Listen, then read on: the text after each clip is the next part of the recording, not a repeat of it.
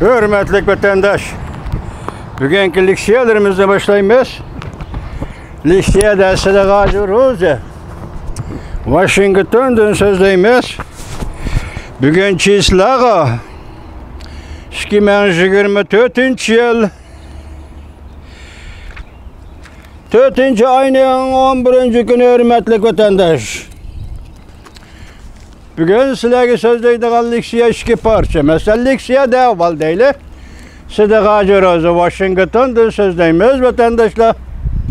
Bugünkü leksiye 2 parça. Birincisi 4. ayının 10. günü Amerika Koşmuş Ştatları Aksaray Devlet Bexatarlığı Məsləhətçisi Jack Sullivan'ın Aksaray'da muhbirlarını kütüveli yığını da sözlügen notqa. İkinci leksiyemiz 11. günü Amerika Koşmuş Ştatları Prezidenti Joe Biden bilen Yaponiyanın veziri Fumio Kishida iki devletinin iki nefer rehberi ilan kılgan birleşme bayanat doğrusunda sizlerge leksiye sözleyimiz vatandaşlar. Birinci leksiyemiz mendaq anlayışızında. Jack Sullivan bu leksiyeni avval yazıq şeklinde sizlerge tapşırımız vatandaşlar. Bunu özümüzü sözlüğe aylandırıp sözleşke bulmayız. Çünkü ciddi vaziyet ki ciddi karar, ciddi siyaset bu yazmış şekilde kelgeniken biz sizlerge bunu materyal şeklinde tapşırımız hürmetli vatandaş. Jack Sullivan Amerika, Avustralya, Japonya, Filipin Cenubi Cungu denizde texemi köp birleşmiş çarlaş elip baradu dep körsetti mavzuluk haber 4. ayının 10. günü Amerika avazının Xitay tel programımızda ilan kılındı. Şemal çıkardı küçükini geçirenler.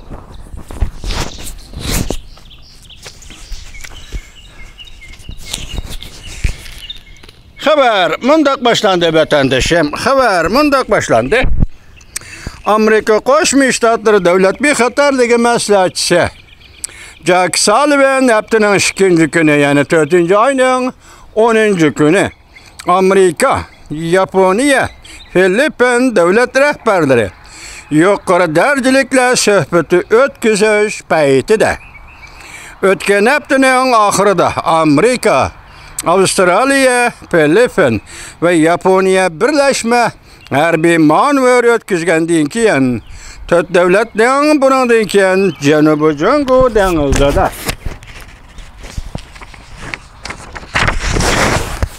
Cenubi Cungu denizi texemi köp çarlaş elip bardığallığını bildirdi.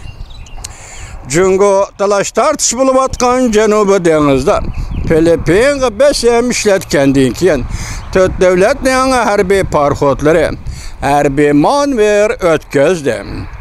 Amerika Koşmuş Ştatları Prezidenti Joe Biden haftanın 3. günü Washington'da Japonya'nın veziri Fumio Kishida bilen görüştü. İki devlet rehberi Filipin'in Prezidenti Marcos bilen haftanın 4. günü yani Perşembe görüşüdü. Söhbet mezmunu elbette Cungu'nun Cenubi Cungu denizde ayvilik kıstapkili şirketlerine kandak takabil duruşunu mezmun kılıdı.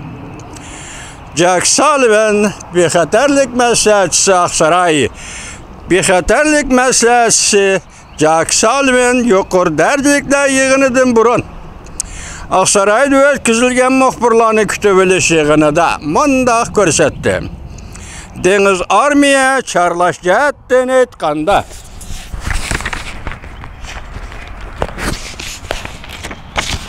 Biz ötken hepte 3 taraf Avustralya'nı koşkanda 4 taraf. Bu bir xil yeni şekillik 4 taraf. Birleşken harbiy çarlaş şunu ümit qilishga bo'ladi ki keyingi kunlarda bundaq çarlaş texemi köp elip berildi. Bexatarlık Aksaray Bexatarlık Məsləhətçisi Jack Sullivan bundaq ko'rsatdi. Washington Hem de AUKUS kelişimi de Avustralya ve İngiltere'deki şeriklerimiz var. İkinci tövrik yani Yaponiyanı bununla katnaştırışını muhakeme kılışımız mümkün. Prezident Joe Biden bilen Yaponiya veziri Fumio Kishida bu meseleni bu qatam muhakeme kıldı. Aksaray bexatarlik meselesi Jack Sullivan munda ko'rsatdi. Biz üç tarafdan başqa yanımı köp şeriklerning bununla qatnashishiga tayyorlik qilyapmiz. Biz töhfa qo'shamiz. Yaponiya cho'qim mushundoq töhfa qo'shadigan davlatlarning birisidir.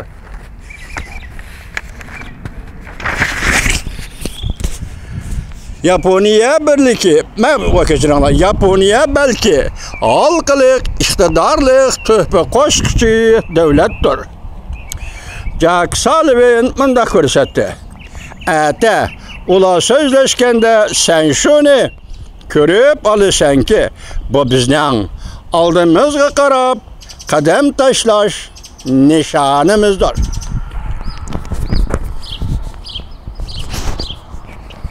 Shamal kırvamışım mikrofonu deb qo'yatma vatandaş.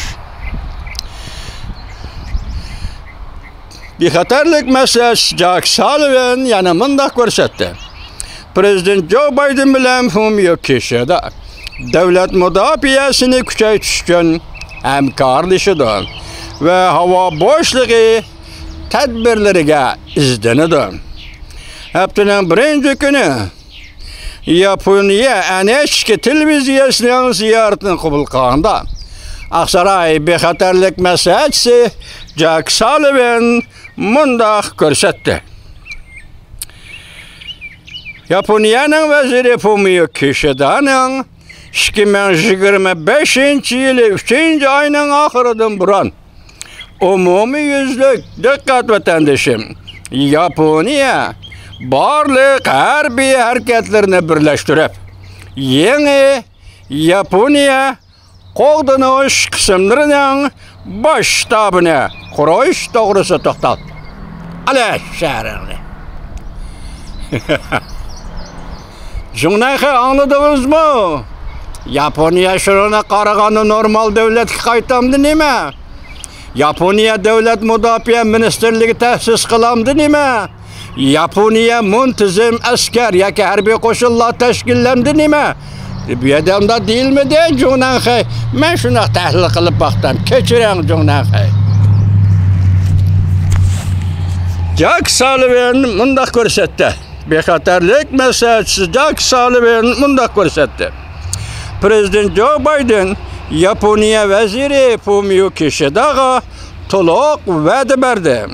Yani o'zining urush qilish qo'mondonlik organi qurishni yuqori ko'tarish to'g'risida va'da berdi. Shundaqla bizning Amerikaning urush qilish qo'mondonlik organini yuqori ko'tarishga va'da berdi. Demak, Yaponiyaning urush qilish qo'mondonlik organini qurish va buning rolini yuqori ko'tarish to'g'risida Prezident Joe Biden, Amerika Qo'shma Shtatlarining prezidenti Joe Biden va'da berdi. Shundaqla Amerika Qo'shma Shtatlari qo'mondonlik organini, masalan, Yaponiya turishlik armiya qismlari deydi, qo'mondonlik organini va uning rolini joriy qildirish, yuqori ko'tarish to'g'risida Amerika Qo'shma Shtatlarining prezidenti Joe Biden va'da berdi. Yana bir devletayilimi ala sharing deymiz vatandosh. Bundaq plandan xabardor bir nafar arbab Reuters agentligiga mundaq ko'rsatdi. Washington 4 yulduzlik bir nafar qo'mondonni Yaponiyaning yangi harbiy bosh qo'mondonlik organining mas'uliy darajalik bir qo'mondon tayinlashni o'ylashyapti. Mutaxassislar mundaq ko'rsatdi. Bu darajalik Amerika ofitseri kelgusida Yaponiya Amerika Birlashma qo'mondonligining harbiy qo'mondonligining asosini tiklaydi. davlat bexatarligi maslahatchisi Jack Sullivan yana mundaq ko'rsatdi. Konkret tafsilotlar taxa belgilanmadi. Lekin umumiy strategik nishon nihoyat aniq. Jack Sullivan mundaq ko'rsatdi. Nishon shundaqki, ikki davlat Amerika, Yaponiya ikki davlatni texmi unumlik hamkorlashtirib, endi Tinch okean rayonida biz duch kelgan barliq xiristlarga o'rtaq taqobil turishdan iborat. O'rtaq nishon. Biz tayyorligimizni bitirdik.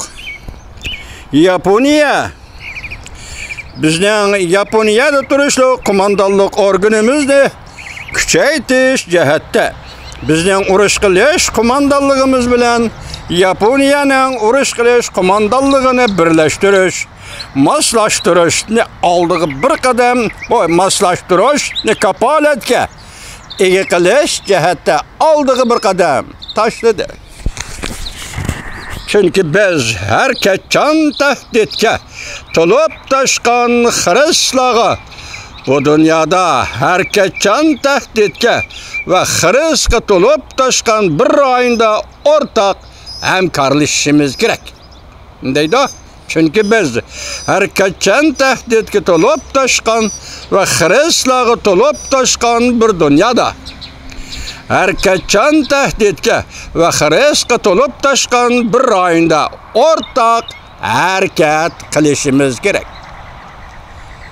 Vatandosh, ishning nima ekanligi ayon bo'ldimi sizga? Endi sizga mushunaga munosabatli ikki abzas.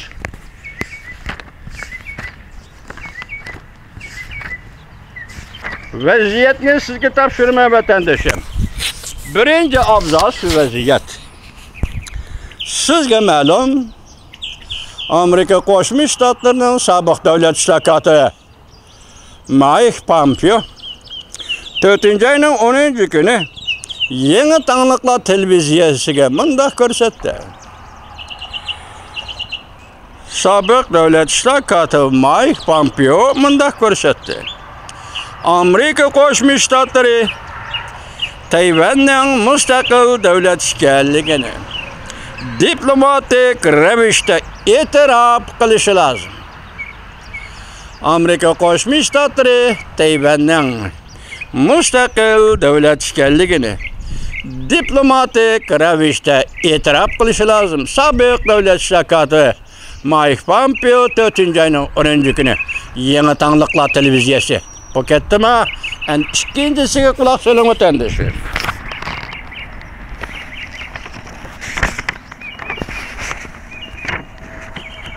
Diqqat vatandoshim, diqqat vatandoshim. Ikkinchisi mundaq. Ekranda Rais Xi Jinping bilan sobiq prezident Ma Ying-jeou uchrashgandan keyin Chuyi ogohlantirib mundaq dedi. Bu yerdagi Chuyi odamning ismi Obzorchi, Tayvandagi Obzorchi. Men buni tanishtirib o'tay avval vatandoshim. Bu kishi Gomindangda norozilikdan aniga qattiq qarshi turmaydi. Tayvanda Demokratiya Taraqqiyot partiyasi qurilgandan tortib hozirgacha tillab tanqidlab kelayotgan odam.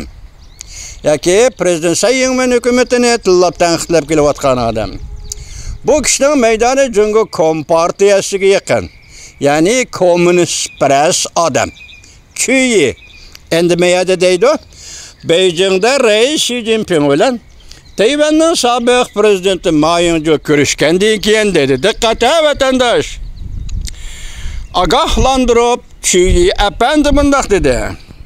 Ata o'tib ketgandan keyin olam shimol o'zgarish yuz berdi.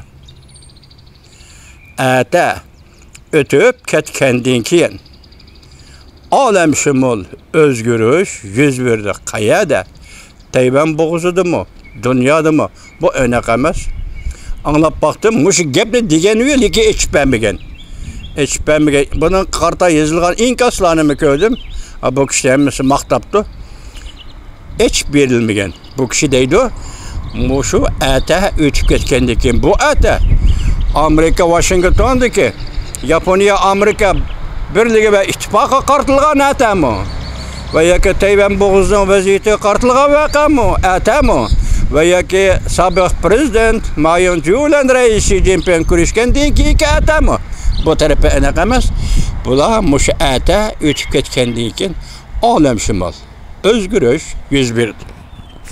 Sizlar yuqorqi leksiyaga buni birlashtirib anlaysizlar vatandoshlar. Mikrofon bir ko'rib o'taymi, kechiringlar.